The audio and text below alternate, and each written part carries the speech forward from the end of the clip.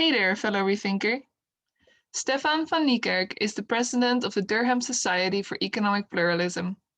In this episode, we talk about the society, learning about investing and the cultural differences he has experienced.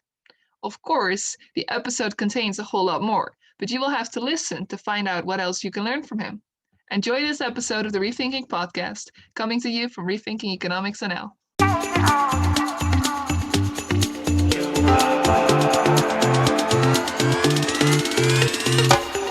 Hey Stefan, how are you? I'm good. How are you? I'm great. So what have you been up to? It's been mostly that's been mostly working on the dissertation and master's applications. That's what's been the big ones the last 2 months. So what do you do? What for my dissertation? Yeah. Oh, okay. So like since we last spoke, I think the last thing I gave you was that I was looking into like inequality and how that can contribute to financial fragility, but I didn't have any like formal model for it. I didn't have any formal way of looking into it. That was kind of just the broad area I wanted to explore. And so now what I'm doing is I'm taking essentially a new Keynesian DSGE model, which what's that? Okay. Long story short, a DSGE model is the models they used right before the financial crisis. When the financial crisis happened, they kind of fell out of favor because they didn't predict the financial crisis. So it's not ideal that I'm using it, but it's kind of the most advanced model we've been taught. So it's kind of while I don't love the model itself, it's kind of the best I have to work with given my current knowledge, unless I want to go study like a master's model and use it in my dissertation, which I don't think I'm capable of yet. So wait, there's no better model than the one that didn't predict the financial crisis? Oh no, there is. It's just that at an undergrad level, we're not taught it yet. It's a bit. I think the better ones are a bit too advanced. Okay. Yeah. Okay, so what do you then plan on doing with that? Sure. So essentially, the way a DSGE model works is you've got like three main equations. You have the IS curve, which I'm sure you've heard of. That's like ISLM, classic, yes, IS curve. But then you replace LM curve because it doesn't really work very well in reality. And you replace it with a inflationary curve, like inflation versus output curve, and then another curve, which is the monetary policy response. Essentially, that's like the three equations, how they work.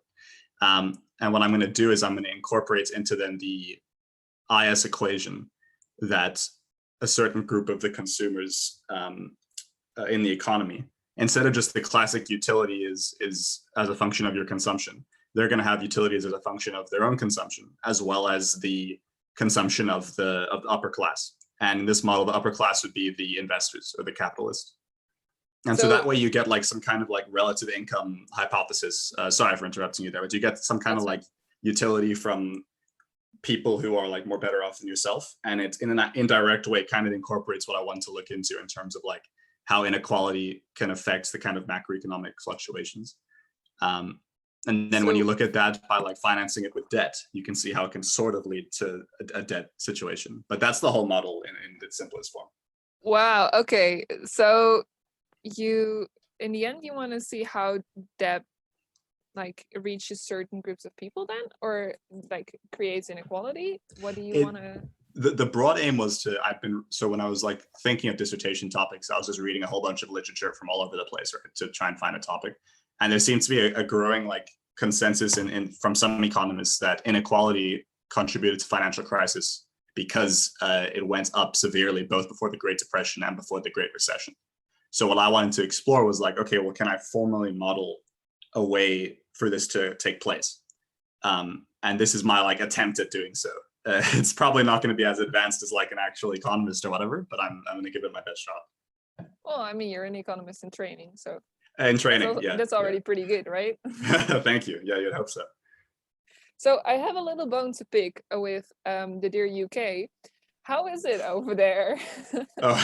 What with since now Brexit's happened, right? Is that what you mean? I mean, that's part of it. Yeah. And the nice, your version of the virus. I mean, I know you want to be special, getting out of the EU, but really a virus? Yeah, we got a whole new strain just to, well, I say we, I'm American, but anyway, yeah, I study here. I mean, things are like, it doesn't feel that different yet, if it makes any sense in terms of economics, at least like from Brexit. It did seem like the deal was better than what a lot of economists were fearing in terms of like, we're fearing like a very hard Brexit with incredible levels of barriers. What I have been hearing around is that the deal, at least for England, isn't very good for the financial centers of the financial center in London. The financial firms seem to be it doesn't seem to favor them, but I haven't looked at why, to be honest. But that's what I've been hearing. In terms of the virus, yeah, that's not good. Yeah, we're on full lockdown again, so we're not doing so great. Yeah. Well, I mean, we received it from you, so now we are in the same position. Yeah, it's probably going to spread all over again, and we're going to be in like just to tackle it like we did the first strain. Yeah. So do you think that, I don't know if there is an after this pandemic, but do you think the economy will like permanently change, or do you think we will turn back to before the pandemic? What do you think? That's a great question. Hopefully there will be an after this pandemic one day. It might be a few years from now, but yeah, I hope so. Anyway, when you asked me that question, I just thought of two things. I think like, if you're asking will we recover, then I think yes, we will. But I don't know how long that's going to take. I mean, just from like obviously 2008, we had just barely, I think, recovered, or we just got back to the rate of growth we were at before. Some stats, I think like 2017 or something. Yeah. Or 2016. Yeah. So I'm not sure about the rates of recovery, nor of the shape of it. So like if you hear all these kind of like V-shaped recovery or K-shaped recovery or U-shaped recovery or whatever. And a lot of talk is going on about how like the top echelons of society will recover. So like investors and financial firms will recover, but the real sector of the economy might not. To be honest, we'll just have to wait and see. It is unfortunately how like the financial sector works. The financial sector always recovers before the real economy does, unfortunately. That's just like you can see by the stock prices. It's been insane. So yeah.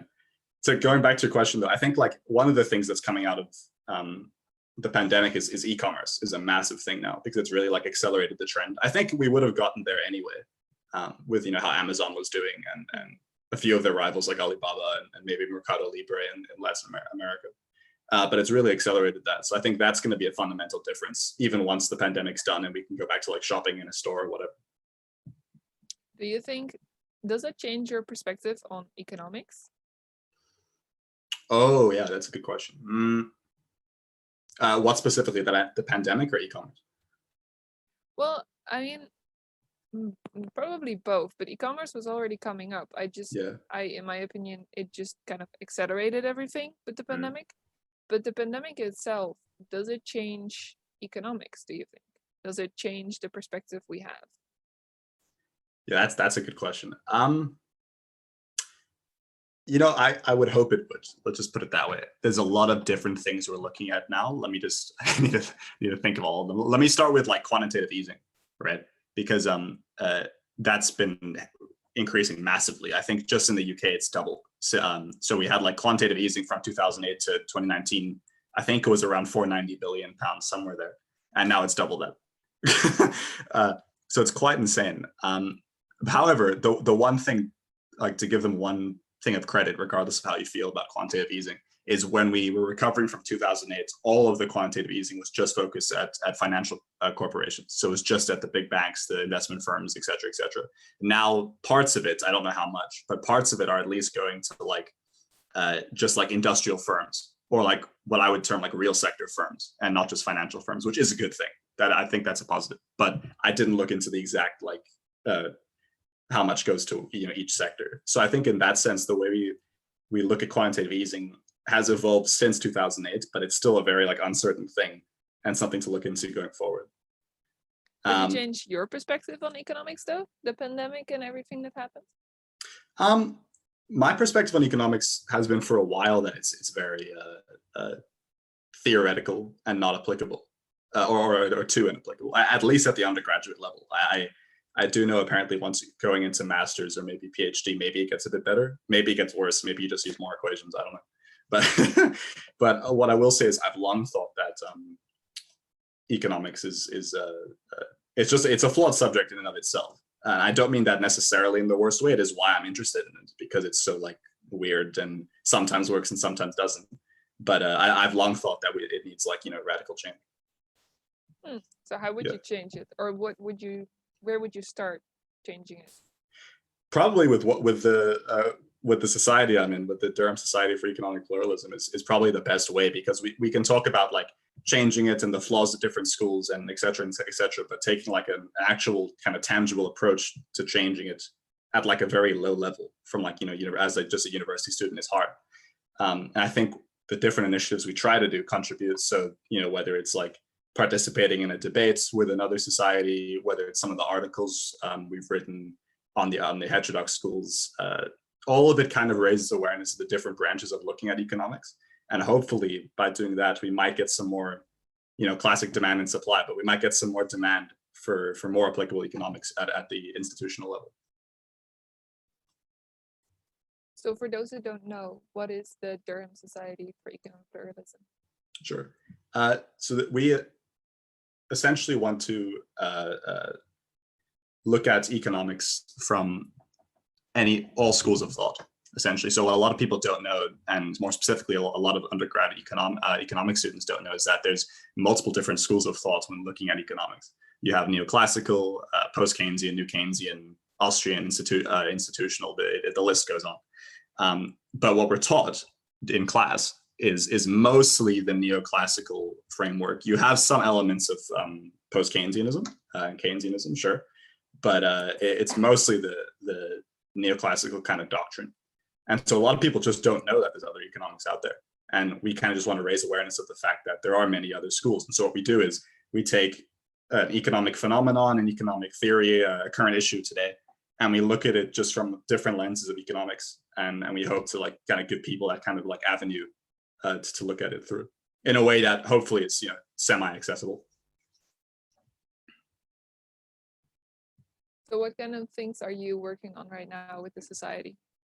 That's a good question. We actually got a lot going on, to be honest. So we just we're about to complete our next edition for our online magazine. So our online magazine is basically just articles writing about anything we really want to, but it can be on a current economic issue, alternate school of thoughts, whatever. My topic was I wrote the I'm sure you've heard of Hyman Minsky. No, okay. Oh god. Okay. Basically, I'll be brief on him, but he basically became famous for predicting that capitalism in its current form, at least as it was back in the 1970s, is inherently destabilizing. So you're always going to get something that causes a big crisis. And the story essentially went as like, since banks are profit makers, once profit opportunities start to run out, they become riskier and riskier. And then we'll engage in speculative activities, which eventually will contribute to a financial crisis. Once the crisis happens, then obviously in the recovery, like business cycle, you have plenty of opportunities to make profit, but slowly those run out and the cycle goes on and on and on. That was a very kind of brief version of his thing. I didn't do it great justice, but there you go. The problem with Hyman Minsky is that his whole idea was more of a narrative. It's a story. It's not like a formal model. So it's not like Keynes's kind of, y is equal to a plus I plus g plus x minus m or whatever. There's no formal modeling of it, at least not from Hyman Minsky himself. Which is why it's been in such like the heterodox kind of views of economics, because economics is largely respected for either econometrics and regressions or economic models. So getting back to my article, is I basically just gave a summary of the different ways that economists have attempted to model him from different schools of thought. And that was my article. Okay. Why do you think he didn't model it? It's very hard to model. You need like so many endogenous variables. And it also goes against like the modeling techniques of the time. So like in that time, it was very kind of supply side heavy, very focused on the whole idea that like supply creates its own demand. You can never have a situation where like demand doesn't equal supply. So you can never have like a recession or whatever. And so given that those were the techniques, it was kind of almost impossible to do it at the time. So he was missing kind of the tools and the ways of building a model he needed, or he believed in theory, but he didn't have the tools to build the model.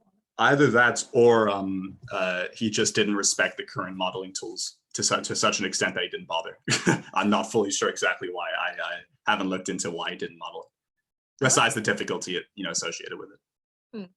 Yeah. So of the society, you're the president. Yeah. Why did you want to be in a leading role in the society?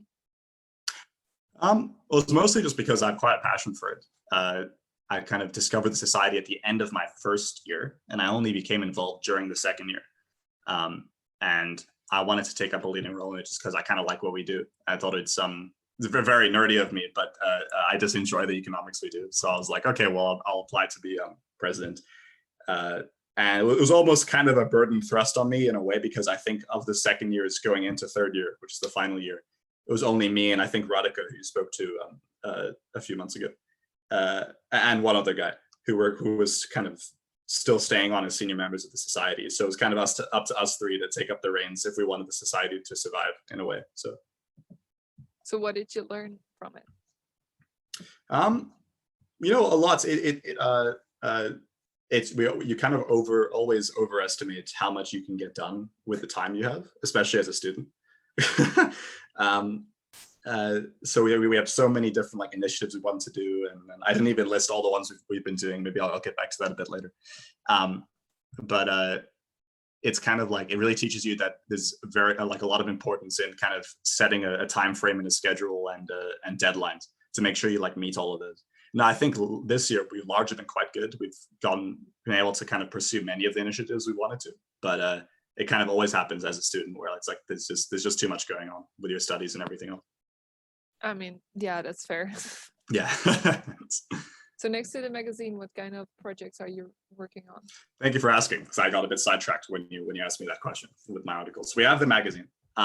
We also participate and organize a few debates. So we have a debate team that's participating in the I think UCL is hosting a big like inter-university debating competition, and so we entered a team for that. Cool. Yeah, it's going to be fun. We had the first round today, and we won, which was nice. I think the motion was this House would ban credit cards to everyone below the national average, and we were opposed to that. So we participate in debates like that. We also try and have debates with other like pluralism societies. So we're organizing a debate with the Post-Crash Economic Society in Manchester. They have a much cooler name than we do, but at the end of the day, we're equivalent societies, just in different universities. So that's the debating sphere of things. We also run a curriculum review where we kind of gather student satisfaction surveys of the different economic modules, and we present it to the university with our own, hopefully kind of realistic recommendations of what can be improved. And lastly, we have kind of speaker series. So this year actually is one of the few upsides of the pandemic for us, because usually we'd invite a speaker up to Durham. He or she would speak, in a lecture kind of form. And it will be good fun. Now we can't do that this time because of the pandemic. But what we were able to do is have a whole bunch of Zoom online talks. And because of that, we were able to ask, professors from all around the world to speak. And so we've been having, I think we had 5 or 6 just last term of this, speaker series, which has been a lot of fun. That's really cool. So what kind of topics do you have on, or what kind of topics do you want to have on? Good question. I mean, we more or less it's kind of like we'd like pluralistic topics, but at the end of the day, it's more about the professor and what he or she wants to talk about. And we're also not just about alternate schools of thought. We're also just about like talking about a problem from all the different aspects involved in it. So, for example, we hosted one of the professors who's very pro-Brexit, specifically because we're very anti-Brexit as a society. Most of our members are pretty much as opposed to Brexit as you can get, myself included. So we were like, well, maybe it's a good idea to get one of the guys who's very pro it to try and kind of understand the, thinking behind it.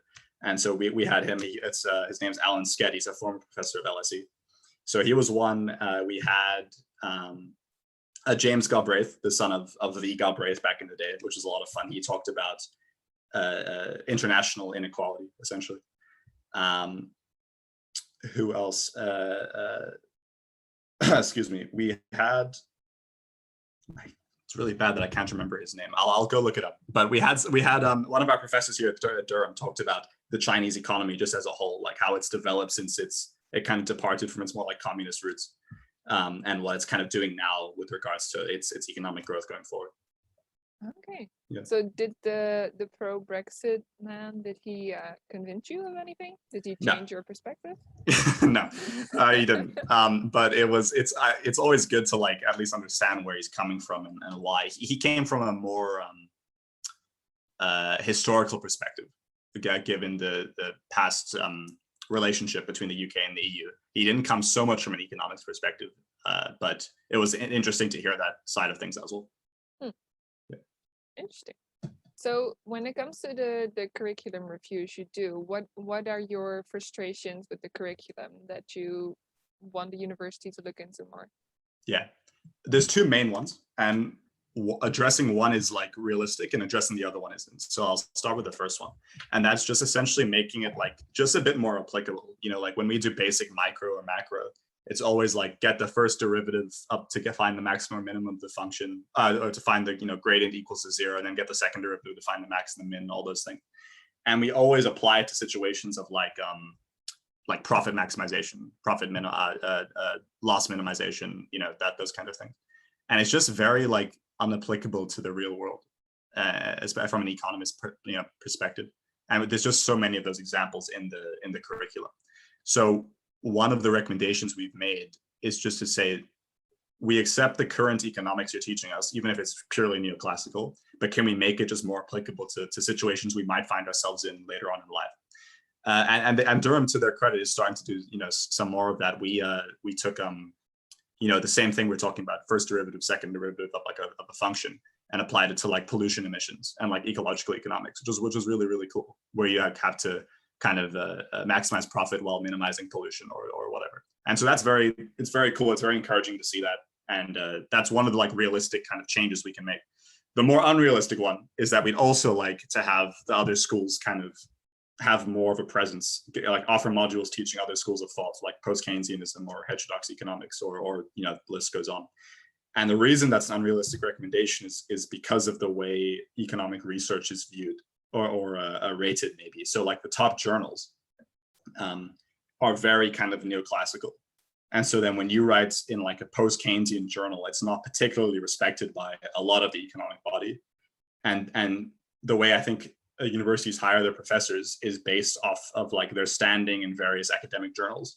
So you see this kind of like, it's a feedback from the top in the type of economics that they specialize in when they teach at university. So there's very few who end up having like an in-depth knowledge of the alternate schools who can actually teach it. And that's why it's quite, even though we can always yell at Durham for not having heterodox economics, there's only so much they can do when they don't have the resources to meet the demand. So that's a hard one to change. So how do you go about changing that? Is that then the hiring process of professors, or do you go even somewhere else to figure out how to fix that, or how to get that knowledge into the university to the students? Yeah, that's a great question. And once again, there's only so much we can do. I think like obviously there's a whole bunch of components to it. Part of it's the university and the hiring process. More importantly is the way journals kind of rate economic thinking.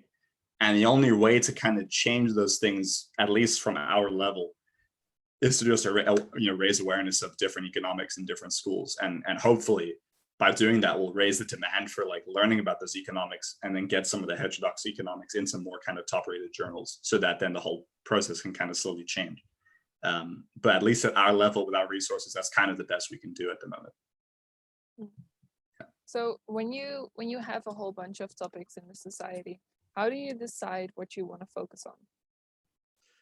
That's mostly just to your preference and what you're involved in before. So I was involved in the article writing before I was an editor last year, and I was also involved in the debating. So that's kind of where I more or less stick around in the society now. I kind of help the head editor with all the articles and help write some of them and get involved in the debates. Whereas Rethinker, her thing, for example, was always more the curriculum review. She was always very involved in like kind of making as much like change to the curriculum as you can. So it's kind of more just your preference and where you want to be involved in, to be honest, given like the time you have. Okay. So what are important values for you in leading the society?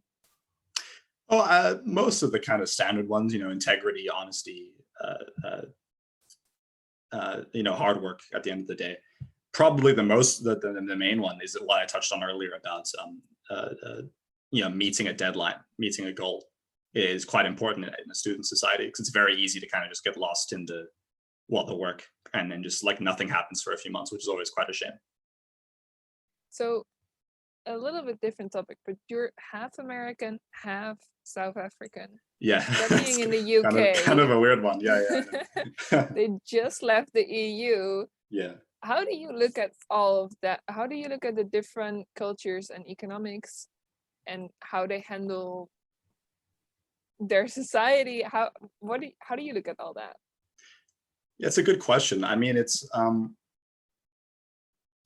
at least from the American and UK perspective, at risk of maybe generalizing a bit too much, it's obviously very Western, very Western style of thinking, Western economics, Western context.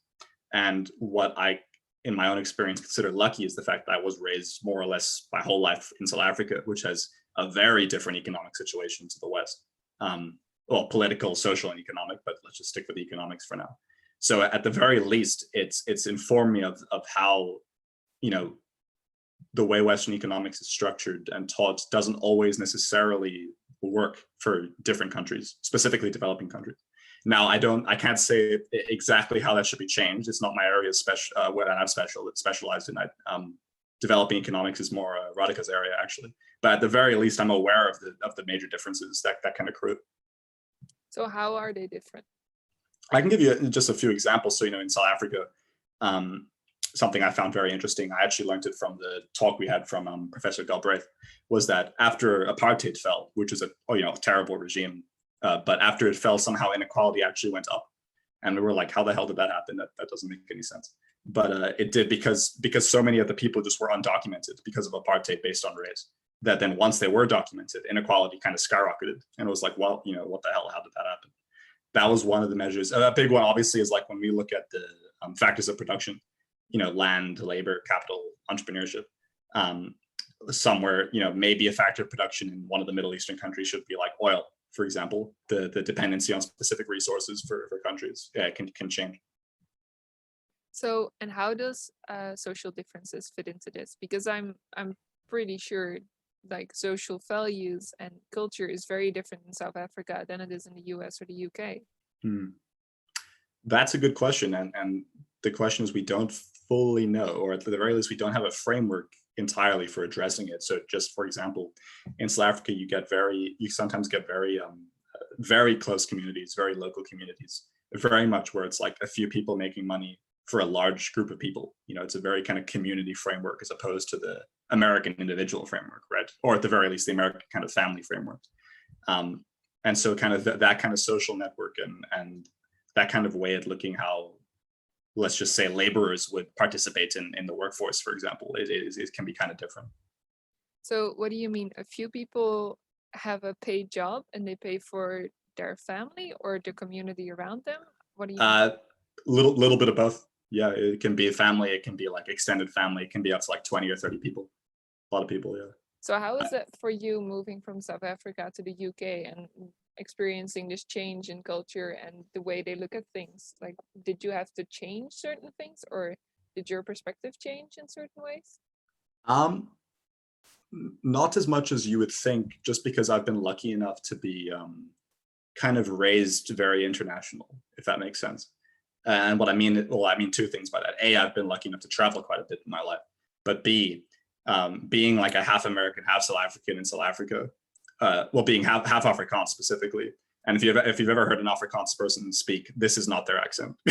This is as far as you can get from an Afrikaans accent. So I was almost like, even though I was South African, in some ways I was like almost a foreigner in my home country, maybe like in its extreme version, if that makes sense. So I've always kind of just been a little bit more like international with how I see things, or at the very least, like less like insular, less like one country focused. So it wasn't that big of a deal for me moving to a completely different context and situation. I think maybe if the language was different, sure. Like if I went to Brazil, yeah, maybe that would be a different story, but hopefully not as hard as it would have been otherwise. Okay, so you are doing strategic consultancy, or you did a strategy consultancy internship? I did. It was like a year and a half ago now. Yeah, in South Africa for Deloitte. Yeah. So what was it to work there? To do that job? It was fun. I mean, it was well, first of all, it was quite a for throwing me in the deep end, because going from university where you're so flexible to like the strict kind of work life, maybe not necessarily 9 to 5 or whatever it is, but like, that's set between 8 and 10 hours a day is it's just such a shock as a student. It's really weird. But once I got over that, it was fun. It was in some ways quite nice to be doing something so hands-on, because like with consulting, you're going up to different, at least in strategy consulting, different clients are coming up to you and saying, we want to start this business model, we want to break into this market, we want to fix this problem, whatever. And like having a very tangible solution and tangible framework for approaching that is something that we don't really find in economics with the lack of tangible contribution, shall we say. So it was very different. And it's just kind of funny to think that so many like economic students go into jobs like consulting where they never use economics again. It's kind of a shame, just from the economic side. But it was, a great experience, very refreshing, very fun. So do you think that is a bad thing, that many economists move into a field where they don't necessarily use like economic theory anymore? Yes and no. I can't say it's entirely a bad thing, because plenty of people study a degree that they don't end up using and they go into something else. Sometimes they use the degree in their first job and they go into something else. Plenty of like engineers, for example, become consultants. I remember one of the consultants I met studied chemical engineering, and I was like, how the hell did he go from chemical engineering to consulting? But you know what I mean. But apparently it's quite common. It's a very common thing apparently in engineering. So I can't say it's not a bad thing, because people should go into what they want to do and use the intelligence and tools they've accrued since then to do that. But in some ways, I think it is kind of a shame, because you have a lot of economic students who kind of want to break in, exclusively to consulting or banking or whatever, and that's fine. There's nothing wrong with that. It's just that a lot of the economic theory we use, you don't really touch it again when you get into those kind of roles. Do you think that outside of economic theory, there are things you learn as an economic student that you take into any job and you can still apply, like skills you learned or? Oh yeah, no, sure. I mean, like there is even, just by the way, some economic theory you can, but like that is kind of limited. But that's mostly like the financial economics sectors, and some of micro, I guess, in economic consulting. But to answer your question, yeah, I think there is. I think the maths and the stats you learn, obviously, but more so the mindset of like, there's this problem and we need to find a way to fix it. And saying that, you can see why the consulting appeals to some economic student, because that is what consulting is. So that like mindset of having a situation where whatever recession happens or inflation happens or whatever, next catastrophe hits the economy, you find a way to fix it while minimizing the losses is the mindset that can work in many jobs. What I found really interesting when I was also working on like different projects with also people from, for example, business administration, was that economists really split them in variables and then take them apart. Like this could not be the cause, this could not be the cause. And then you have like one left that is like cause, effect, and then very straightforward. And then we would be like, well, it can't be this, it can't be that, it can't be this one, so it has to be that one. Which is very interesting to me, how analytical and critical we were raised, even though it's only one school. So in some ways you're not raised very critical because you only learn one way of thinking. At the same time, you learn these analytical skills where it's like, no, you leave out all these variables because it can't be them, so it has to be one of these. I don't know how you've experienced this.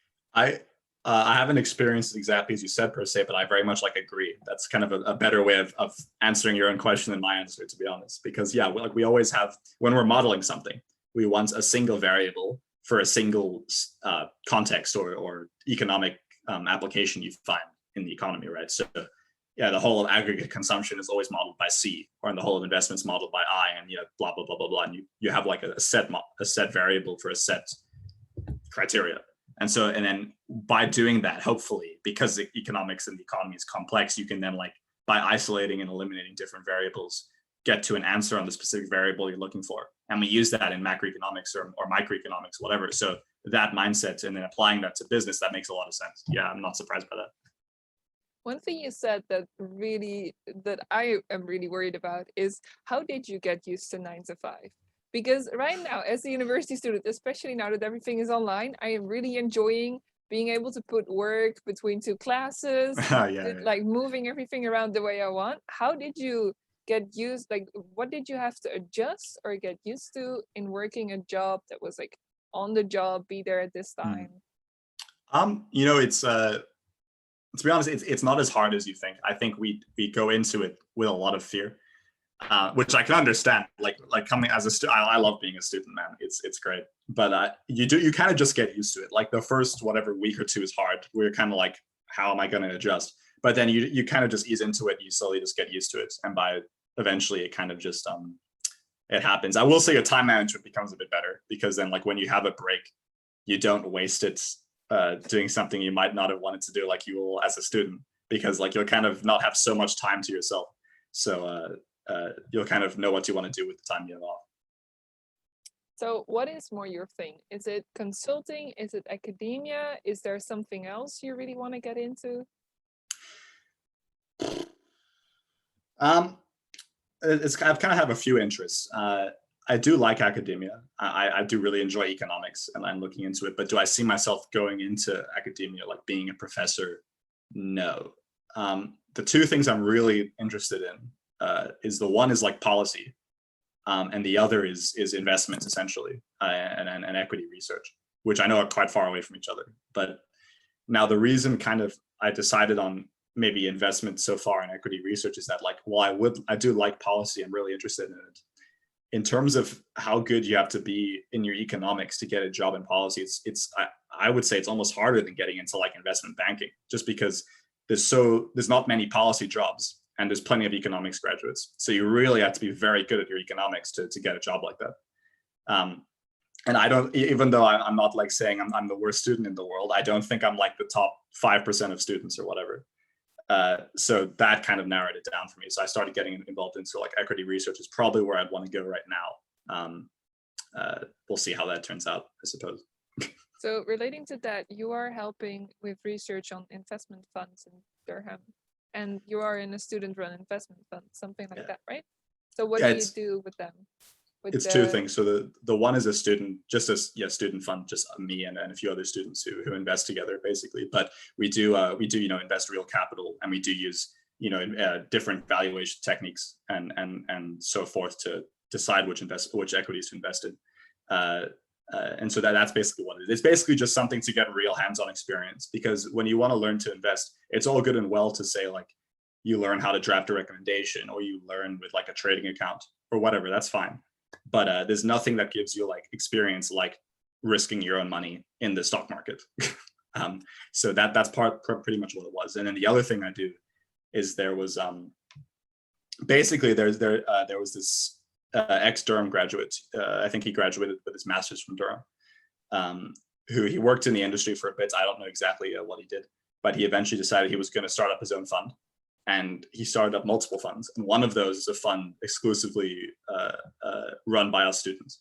So we make recommendations for him and for the fund itself.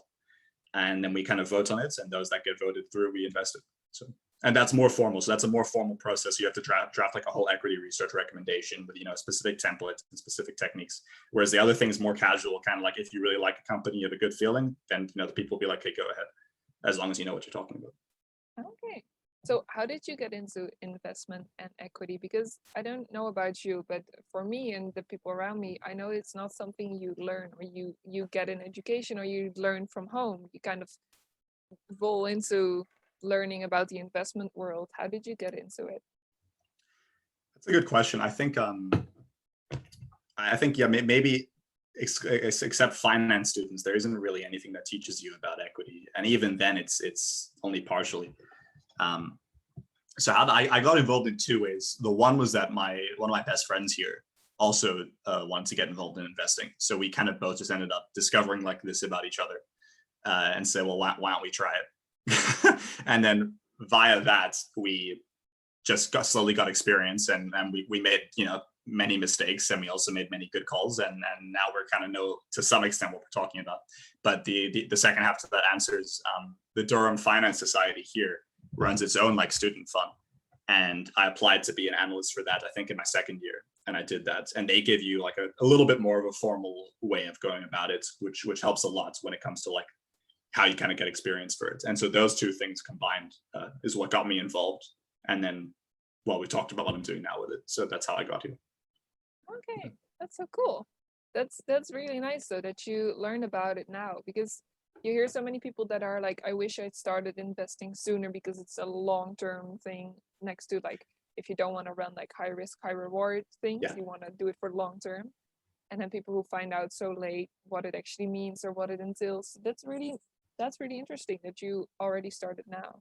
No, thank you. That's the hope. I mean, while my career focus is trying to go into investments, even if I don't make it in there, I was just having this conversation with that guy I mentioned, my friend here, about it. It's that we want to have the knowledge now, so that when we actually have like a decent amount of capital, be able to make the right calls with it and maybe make some money. You know, because even though like we use real money here, it's still nothing compared to what like a firm would use, right? It's you know, drops in the ocean. But hopefully one day we'll have some kind of, you know, meaningful amount of capital, which we'll then know what to do with because we've had the experience. So that was kind of like the very long-term goal.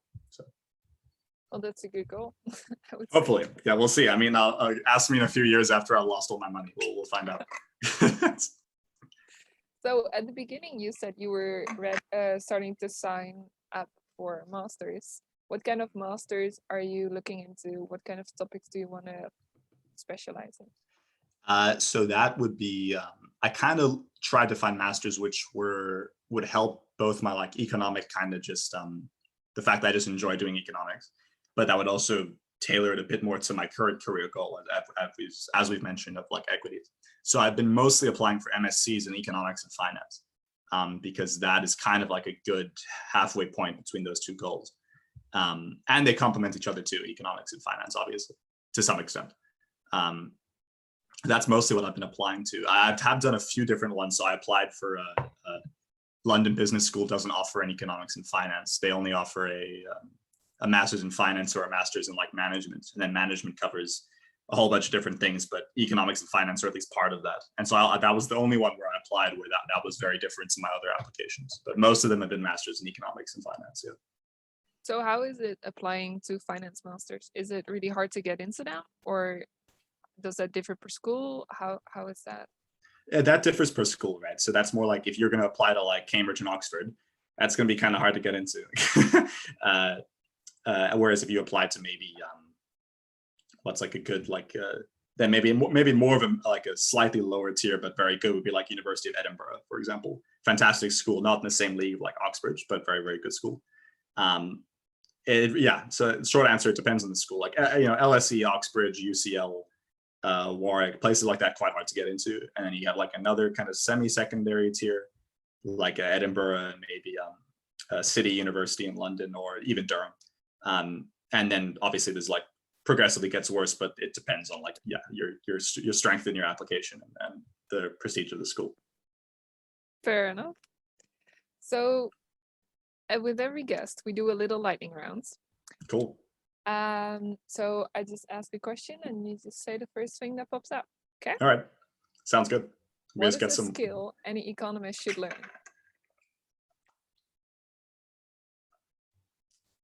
Counterfactual nuance. Okay, you gotta explain that one.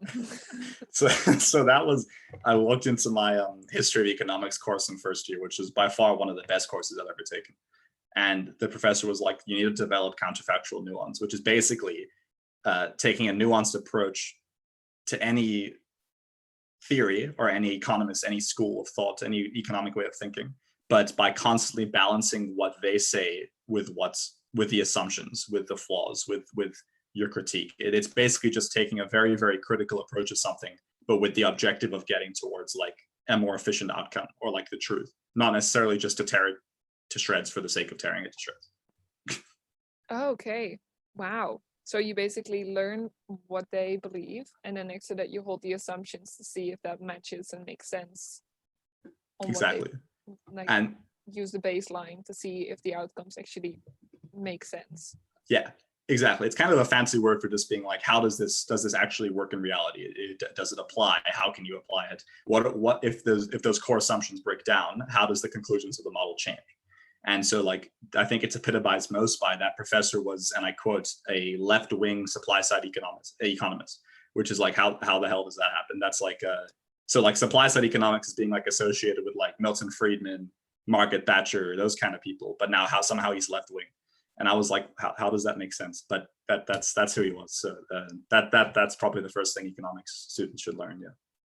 So why doesn't that make sense though? Why does supply side economists and the left wing not match?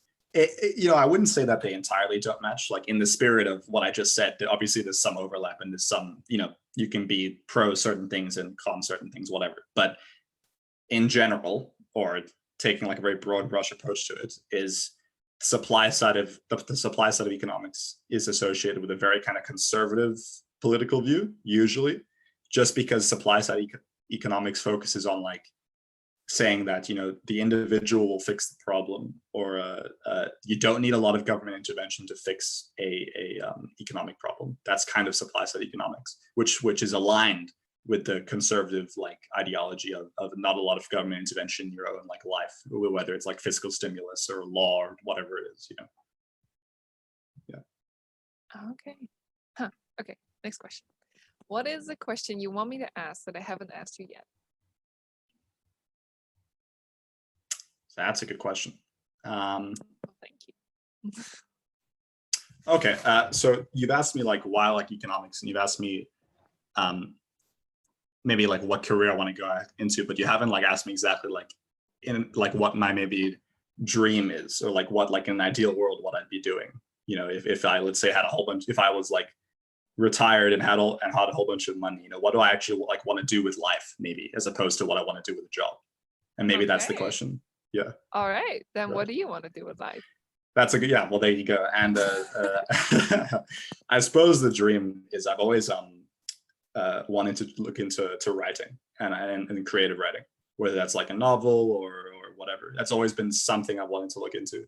And I won't get too into it now because obviously this is more of an economics discussion, but I've always had a bit of a passion for it. I've done a little bit of it, a little bit of writing here and there. And I've always just found I've been like way too impacted by whatever fictional story it is or movie it is, maybe like more so than it should have, right? And so that's kind of always been like a bit of a dream I wanted to pursue, but I didn't like take my higher education with that aim, because I was like, let me get like a reliable job before trying to pursue that, which maybe is the wrong way of thinking about it. Maybe you should just do exactly what you want to do, but that's the question. I suppose I'll leave there.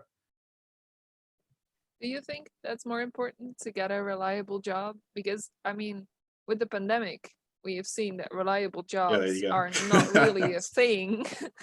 So... Great question. Yeah, no, I mean, you got me there. Yeah, it's only reliable until the next big crash, right? Then you're gone.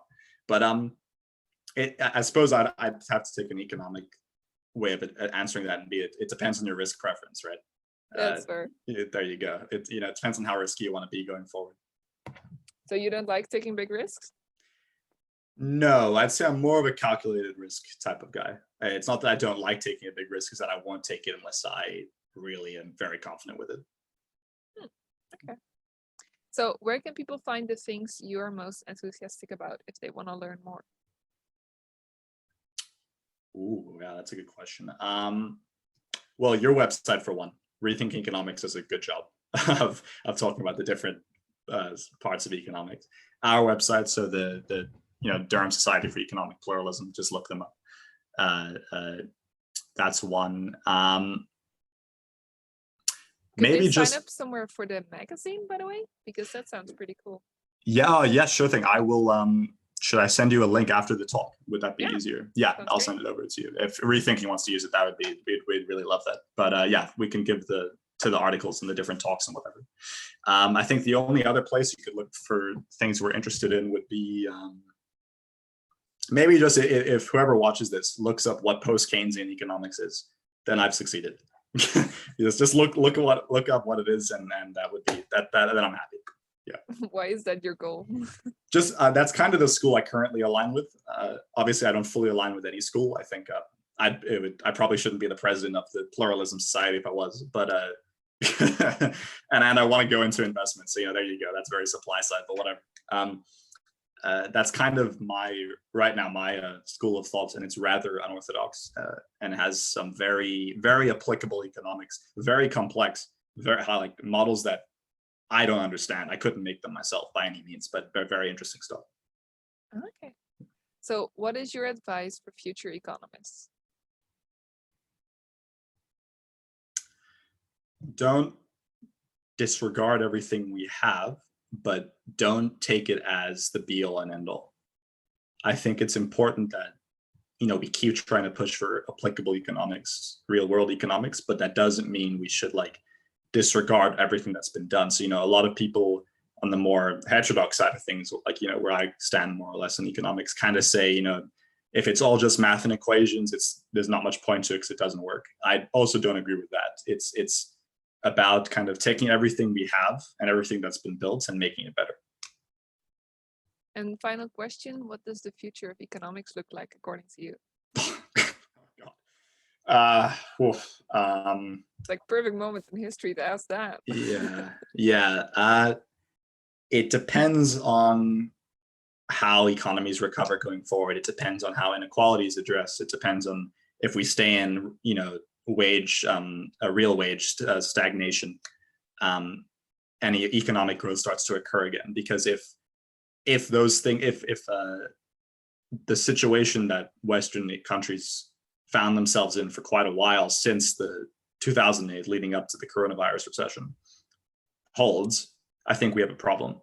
Because in that time we had, wage stagnation, rampant inequality, lack of real wage growth, which gave rise, in my opinion, to very, very extreme political leaders. I don't think I need to mention who I would be referring to there. And I think the future of economics needs to try and address those problems, but will also be shaped by the response to those problems. So what would you want it to look like then? What would I want it to look like? Wow.